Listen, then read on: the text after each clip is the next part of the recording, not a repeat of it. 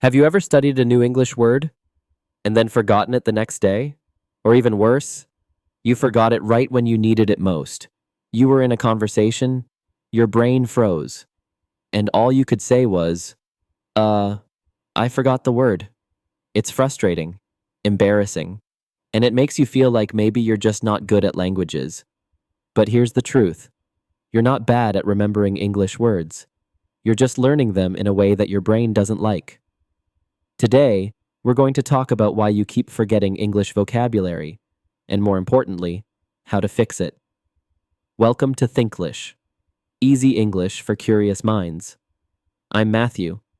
This podcast is here to help you grow your English naturally through listening, real-life reflection, and conversation. If you're tired of learning words just to forget them later, you're not alone, but there's a better way. So grab a cup of tea, get comfortable, and let's dive in. And if you want more honest, thoughtful English content like this, subscribe to Thinklish, like the video, and let's grow together. The pain of forgetting words. Let's be real. It feels terrible when a word disappears from your brain. You know that you saw it in your notes. You remember even underlining it. Maybe you even said it out loud 3 times like a good student. But now, gone. Like smoke. It's even worse when you're talking to someone and the perfect word is right there, but your brain won't give it to you. So you freeze. You panic. You use a simpler word.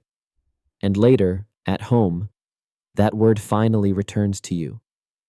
But it's too late. That's when you feel like giving up. Like English just won't stick. But here's something important to understand. Memory is not magic. It's not about intelligence or discipline or talent. It's about how you give your brain information and whether your brain knows it's worth keeping. Let's talk about that. Why you forget words. There are a few big reasons why we forget English words, and none of them mean you're stupid or lazy. 1.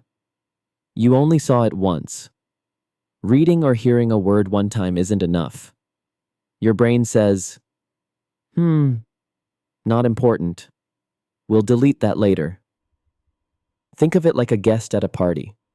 If they show up once and disappear, you probably won't remember their name. 2. You learned the word without real emotion. The brain remembers emotion. That's why you remember your most embarrassing moment in school or the first time someone broke your heart. But obscure vocabulary from textbook, page 92, no emotion equals no memory. 3. You didn't use the word. You saw it, but didn't say it, didn't write it, didn't hear it in action. Memory is a muscle, and like any muscle, it gets stronger with use. 4. You're learning too many words at once. 10, 20, 50 words a day? It feels productive, but it's not. Your brain can't hold on to that much information without serious repetition and context. So what happens? You burn out, and then feel like a failure. 5. You didn't connect the word to anything. Connect is a key idea here.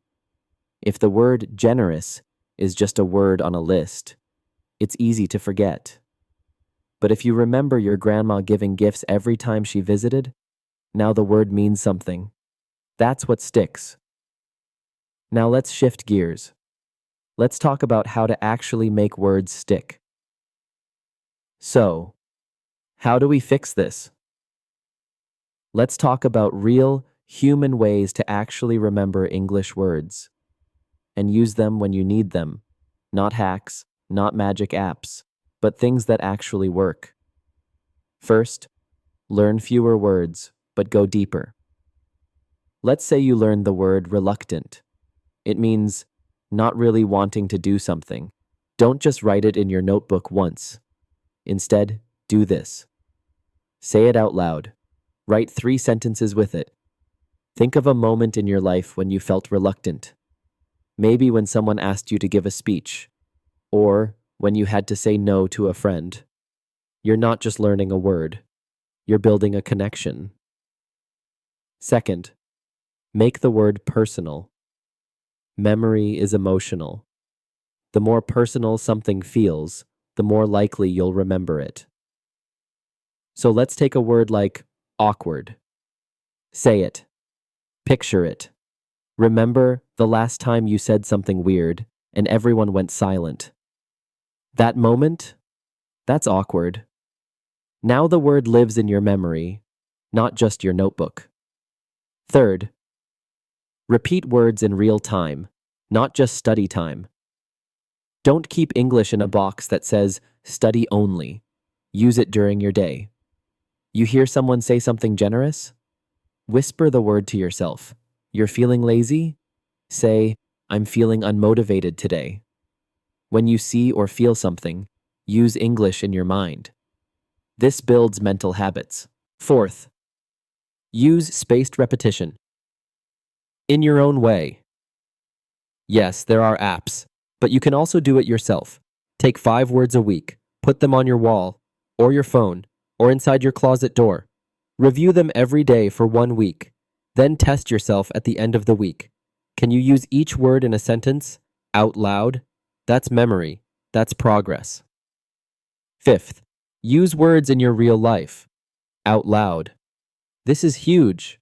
Words you only read, fade. Words you speak, stay. Let's say you learned hesitate.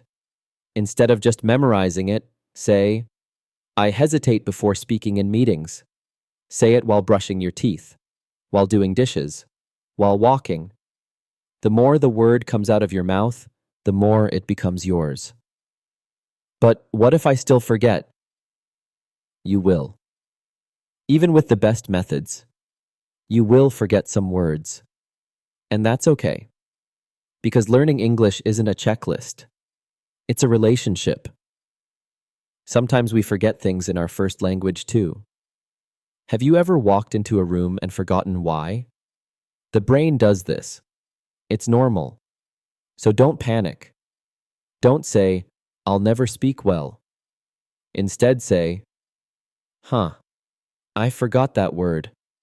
I'll look it up and try again. That mindset shift changes everything. Now you're not afraid of forgetting. You're just curious to remember. Some words stick in silence, some through struggle. Here's a story.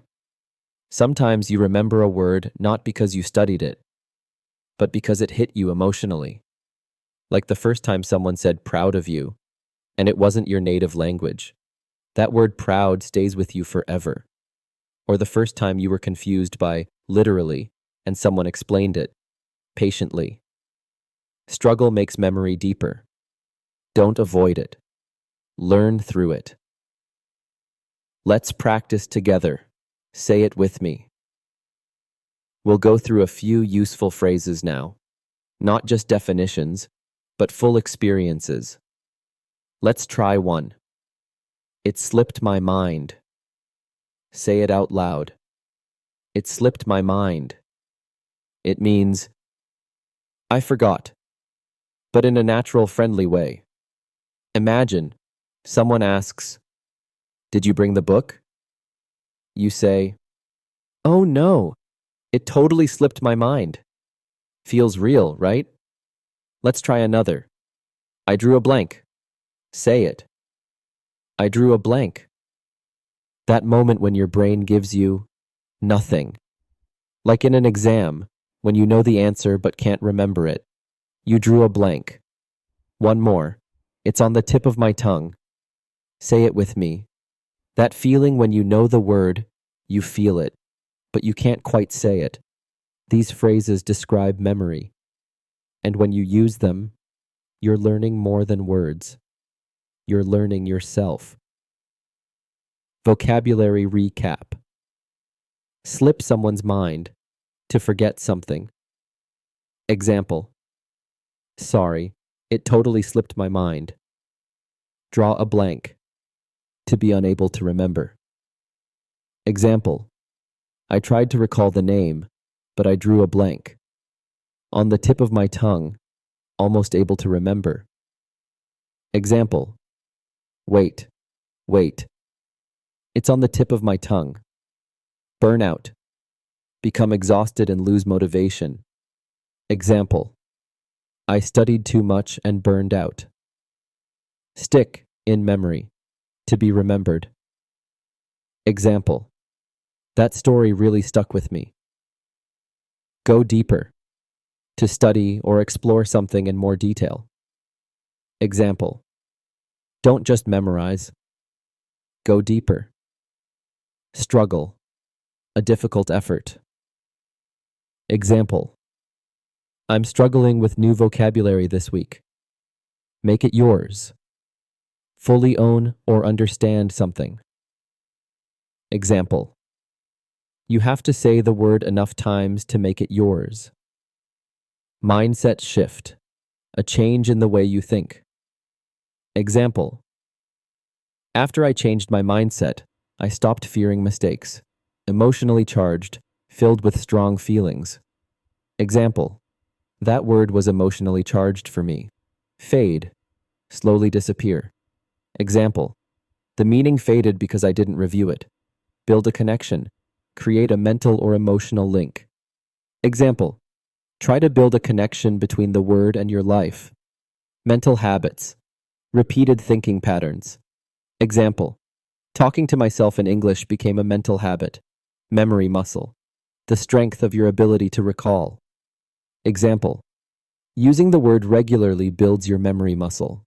Panic. To feel sudden fear or anxiety. Example. I panicked and forgot the word during the conversation. What about you? Do you forget English words often? What helps you remember? Do you have a favorite memory trick? Tell me in the comments. This is your space. And I'd love to hear how you deal with forgetting. Like the video if it helped you feel better. And don't forget to subscribe for more honest English. You're not a failure for forgetting. You're just human.